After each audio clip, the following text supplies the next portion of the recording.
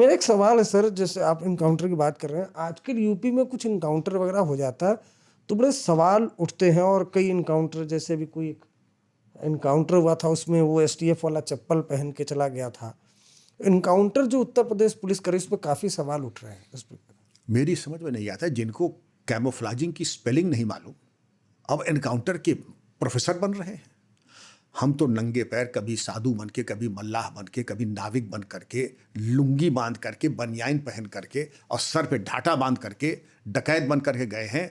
और जब मल्लाह से पूछा, कहो माँ बहन की दो सुना करके कि तुम कहीं पुलिस की मुखबरी तो नहीं करते, तो उसने पुलिस वालों को माँ बहन की 4-5 सुनाई। मल्लाह ने, अरे सरकार नमक तो हम आपका खाते हैं, हम काहे को पुलिस को मुखबिरी करेंगे। समझ रहे हैं? तो इन लोगों को समझना चाहिए, जैसा होता है देश वैसा होता है भेष। वहां पर सेरेमोनियल क्रॉस बेल्ट और ट्यूनिक और तलवार लगाकर इनकाउंटर नहीं होता है। समझ रहे हैं ना बात को?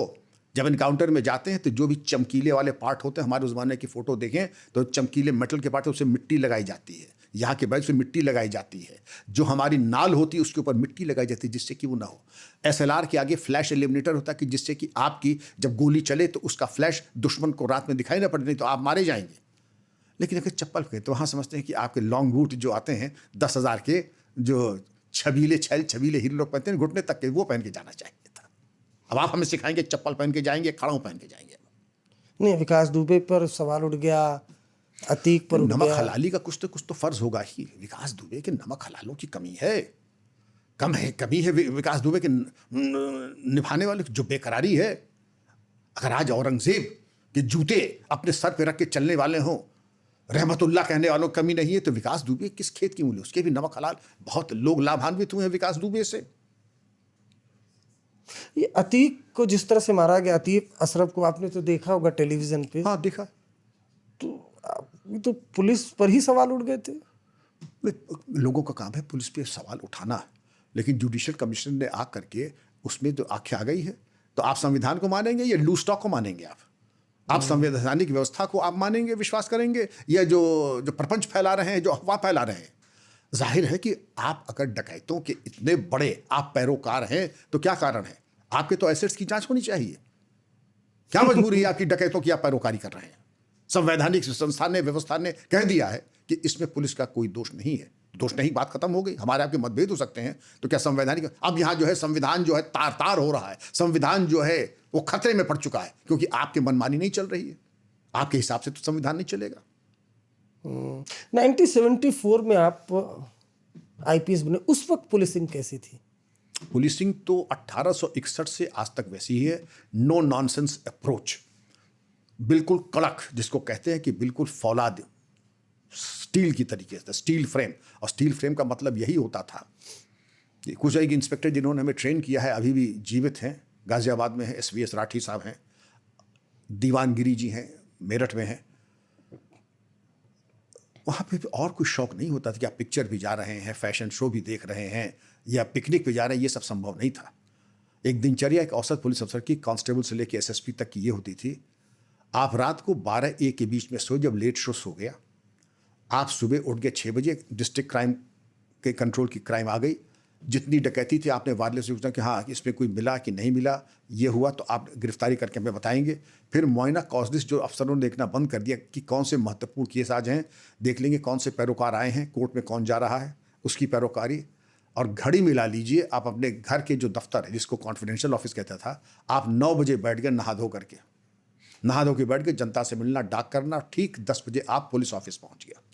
डाक करना, मिलना, जनता से मुलाकात, डिक्टेशन। अगर कोई एक छोटा मोटा कोई मुआयना दफ्तर करना है, अकाउंट्स ब्रांच का, एलआईयू का, या बड़े बाबू का हिंदी ऑफिस, एक छोटा मुआयना कर लिया। 2 बजे 2:30 बजे के बीच में आपकी गाड़ी लग गई, जो कि मेरी लगती थी। कहीं डकैती पड़ी है, कहीं कोई कत्ल हुआ है, कहीं कोई जघन्य अपराध हुआ है, जो कि हो ही जाता है। चलो आप घूम करके आए, लंच या तो गाड़ी में ही है, लंच आपके बेस पे ही है, आप करके गाड़ी में बैठे, जा करके मौका मुआयना करके आए, सुपरविजन रिपोर्ट लिखाई, और फिर आ करके थोड़ा विश्राम किया आपने, जो कि एक सप्ताह कि 4 से 5 तक पुलिस अफसर विश्राम करता है, कोई उसको डिस्टर्ब नहीं करता है। आप फिर आके दफ्तर में बैठ गए 6 बजे।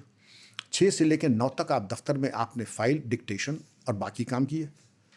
11 बजे फिर आप चले गए, और अगले दिन अगर परेड है तो आप 7 बजे पुलिस लाइन में परेड के लिए पहुंच गया। अब पता नहीं परेड होती कि नहीं होती है, तो होती ज़रूर होगी, लेकिन जैसे हम लोग थे कि रामलीला की ड्यूटी भी कर रहे हैं और शाम को 4 बजे से लेकर सुबह 5 बजे तक हम घोड़े पे बैठे हैं, घोड़े की जो ब्रीचेस वगैरह पहने हैं, परेड पे अगर गए तो एसएसपी ये नहीं पूछता था कि आप रात भर घोड़े पे बैठ करके आपने रामलीला की ड्यूटी की है, आपकी दाढ़ी क्यों नहीं बनी है। सर गलती होगी, टाइम नहीं मिला। उनका था आपके पास टाइम इतना नहीं था, आपके पास 3 थाने हैं और आपके पास इतना टाइम नहीं था कि आप शेव करके आए। मेरे पास 40 थाने हैं, अगर मेरे पास इतना टाइम है कि मैं शेव बना के आ सकता हूं तो मैं कहूँ क्या कहूँ, जबान दराजी कर नहीं सकते थे। तो हम तो ये कह सकते हैं ये सर आप बिल्कुल ठीक कर रहे हैं। दूसरी चीज़ ये थी कि शौकीनी किसी भी प्रकार की वो बहुत बड़ा गुनाह माना जाता था। एक आईपीएस अफसर थे, वो आफ्टर शेव कलोन बढ़िया लगा करके गए थे, तो थोड़ा गमकता है, तो एसएसपी साहब रिव्यू कर रहे थे, उन्होंने देखा नाइस परफ्यूम का, यस सर पैको रमान या ओल्ड स्पाइस उन्होंने कहा। और उसके बाद जैसे कप्तान साहब ने उनकी झाड़ बताना शुरू किया, जैसे गीज़र से पानी आता है, पहले गुनगुना फिर खौलता हुआ फिर और खौलता हुआ, कि तुम्हारे ही ऐसे इस तरीके के जो नचनिया माइंडेड अफसर होते हैं, पुलिस के नाम पर कलंक है। तुम्हारे शरीर से और वर्दी से गन पाउडर की सुगंध आनी चाहिए, न कि इत्र की। जाओ जा करके नहा करके आओ।